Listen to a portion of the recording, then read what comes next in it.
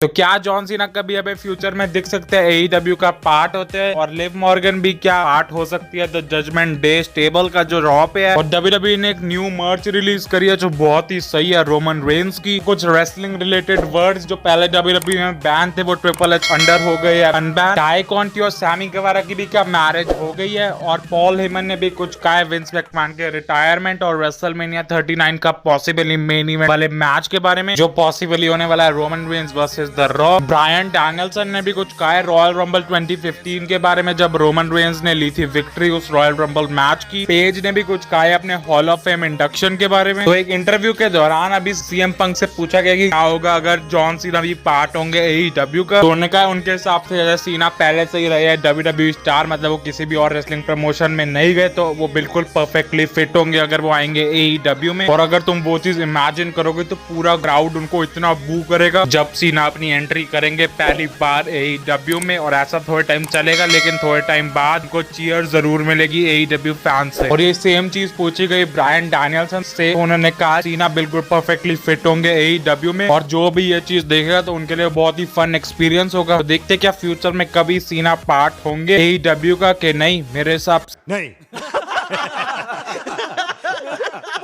और कुछ ऐसे वर्ड्स जो विंस मैकमैन की लीडरशिप में थे बैन, लेकिन अब ट्रिपल एच की लीडरशिप में हो गए अनबैन। इसमें से वर्ड्स है WWF, रेसलिंग, रेसलर्स और पूरी लिस्ट आप देख सकते हो। और फाइनली स्मैकडाउन में भी केरियन क्रॉस अपना रिटर्न कर चुके हैं जो बहुत ही एपिक था। तो देखते हैं क्या क्लैश एट द कैसल के बाद रोमन रेंस के ओपोनेंट बनते हैं केरियन क्रॉस, क्योंकि अब NXT स्टार्स की तो चांदी हो गई क्योंकि वो अब आए हैं मेन रोस्टर में। अब वो है भी ट्रिपल एच के अंडर, और ट्रिपल एच को तो पता है NXT के स्टार्स में कितना टैलेंट है क्योंकि उन्होंने ही बनाए थे वो सारे स्टार्स। जैसे अभी शेना बेजलर है स्मैकडाउन वुमेन्स चैंपियनशिप मैच में क्लैश एट द कैसल के लिए, और टोमासो सियाम्पा भी इन्वॉल्व है US चैंपियनशिप की टाइटल अपॉर्चुनिटी के लिए। तो अब देखने में WWE बहुत ही मजा आ रहा है, फीलिंग भी आ रही है। और एक न्यू मर्च WWE ने रिलीज करी है रोमन रेंस की, जिसमें एक मर्च के ऊपर लिखा है tribal chief is my daddy और दूसरी मर्च में लिखा है एक्नॉलेज योर डैडी। अभी ये मर्च WWE ने रिलीज करी है रोमन रेंस की नई। और पॉल हेमन ने कहा है कि अगर ड्वेन द रॉक जॉनसन को चाहिए पब्लिसिटी की वो हारे रोमन रेंस के अगेंस्ट, तो हम उनको दे सकते हैं एक टाइटल मैच, क्योंकि ड्वेन द रॉक जॉनसन को कोई भी जरूरत नहीं है कि वो वेट करे पूरी लाइन की यहाँ पे जीते रॉयल रंबल या कोई और टूर्नामेंट रोमन रेंस को फेस करने के लिए, क्योंकि पॉल हेमन बहुत ही इंप्रेस्ड है ड्वेन द रॉक जॉनसन के काम से जो उन्होंने WWE के बाहर करा। और मैं जो स्पेशल काउंसलर रोमन रेंस का वो उन्हें कहेगा कि वो डिफेंड करे टाइटल रॉक के अगेंस्ट और स्मैश करे द रॉक को। तो अगर द रॉक को चाहिए ये बीटिंग तो वो वेलकम है इसके लिए। और अभी तक ट्राइबल चीफ ने जैसा सबके साथ करा है वो द रॉक के साथ भी करेंगे, वो एक्नॉलेज कराएंगे रॉक को रोमन रेंस है उनके ट्राइबल चीफ। देखते हैं क्या द मेन इवेंट जो शायद होने ही वाला है रेसलमेनिया 39 में the rock versus Roman Reigns, वो क्या टाइटल मैच होगा या फिर वो मैच भी हमें दिखेगा रेसलमेनिया 39 में कि नहीं। और पॉल हेमन ने कहा कि उनका जो भी लॉकर रूम है वो पूरा भरा हुआ है बहुत ही रिच पीपल से, वो भी सिर्फ विंस मैकमैन की मेहनत से जो 22 आवर्स पर डे काम करते थे वो भी लगातार पिछले 40 साल से। तो वो कुछ भी बैड नहीं कहेंगे विंस मैकमैन के लिए क्योंकि वो चीज सही नहीं होगी, क्योंकि विंस मैकमैन इतने मेहनती थे, क्योंकि वो इतनी उनके विलिंगनेस थी कि वो वर्क करे 22 hours per day, 7 days a week, 365 days a year. और यही रीजन है कि बहुत सारे लॉकर रूम में और खुद पॉल हेमन इतने वेल्दी है और उन्होंने कहा तब भी विंस मैकमैन को कभी भी उतना क्रेडिट नहीं मिलेगा जितना उन्हें मिलना चाहिए था और जितना उन्होंने अर्न करा। एक तरह से बात तो सही है पॉल हेमन की, क्योंकि विंस मैकमैन बहुत ही ज्यादा काम करते थे तभी वो WWE को टॉप लेवल पे लेके गए थे। चाहे उसके बाद WWE का थोड़ा डाउनफॉल स्टार्ट हुआ था, लेकिन वो प्रॉफिटेबिलिटी के लिए तो हिसाब से तो अच्छा था उनकी कंपनी के अंदर जो काम करते थे उनके लिए, क्योंकि उनको और नई डील्स मिल रही थी कंपनी के लिए। तो समर स्लैम में लोगन पॉल ने अपना फर्स्ट सिंगल्स मैच लड़ा और वो भी बहुत ही फैबुलस परफॉर्मेंस दी थी। लेकिन अब ये न्यूज है कि लोगन पॉल अब थोड़े टाइम और नहीं आएंगे WWE टेलीविजन में, क्योंकि अब उनका एक बॉक्सिंग मैच है जिसके लिए वो तैयारी करेंगे जो होने वाला है दिसंबर में। मतलब शायद अब लंबे टाइम तक आपको ना दिखे लोगन पॉल वापस। तो अभी सैमी गुएवारा ने एक पोस्ट डाली है अपनी और टाई कॉन्टी की जिसमें उन्होंने लिखा हुआ है द वेडिंग टैन, जिसमें उनकी पूरी बॉडी में टैनिंग हुई है। और थोड़े टाइम पहले उन्होंने एक फोटो डाली थी ग्लासेस, नाइफ और प्लेट्स की, जिसमें उन्होंने लिखा था कि ये वेडिंग उनके वेडिंग डे का स्नीक पीक है। अभी तक डेट तो सामने नहीं आई कि उनकी कब होगी वेडिंग, लेकिन उनकी प्लेट में लिखा हुआ है 8 शायद से अगस्त लिखा है 2022, लेकिन वो चीज उन्होंने ब्लर रखी हुई है। तो शायद अभी उनकी वेडिंग अगर होगी तो 8 अगस्त को होगी मेरे हिसाब से। रोंडा राउजी थोड़े टाइम पहले सस्पेंड हो गई थी जब उन्होंने समर स्लैम में मारा था एक रेफरी को, लेकिन रेसलिंग ऑब्जर्वर से ये न्यूज है है कि उनकी सस्पेंशन बहुत ही थोड़े टाइम तक चलेगी, क्योंकि वो पार्ट होने वाली है क्लैश एट द कैसल के मैच कार्ड का भी। तो क्या अगर वो आएगी तो वो फिर से स्मैकडाउन वुमेन्स चैंपियनशिप के लिए आएगी, और अगर आएगी पहले से इस स्मैकडाउन में शेना बेजलर रख दी गई है as opponent for SmackDown women's championship against Liv Morgan at Clash at the Castle. तो क्या डब्ल्यूडब्ल्यूई इसको एक ट्रिपल थ्रेट मैच बनाएगी या फिर किसी और मैच में इन्वॉल्व होती है रोंडा राउजी। 2015 में जब रोमन रेंस जीते थे रॉयल रंबल, तो इस पे ब्रायन डैनियल्सन ने कहा है कि उस टाइम ही वो आए थे नेक सर्जरी के बाद। डब्ल्यूडब्ल्यूई क्रिएटिव टीम ने उन्हें कहा था कि वो थोड़े मिनट्स के लिए होंगे रॉयल रंबल में, लेकिन फिर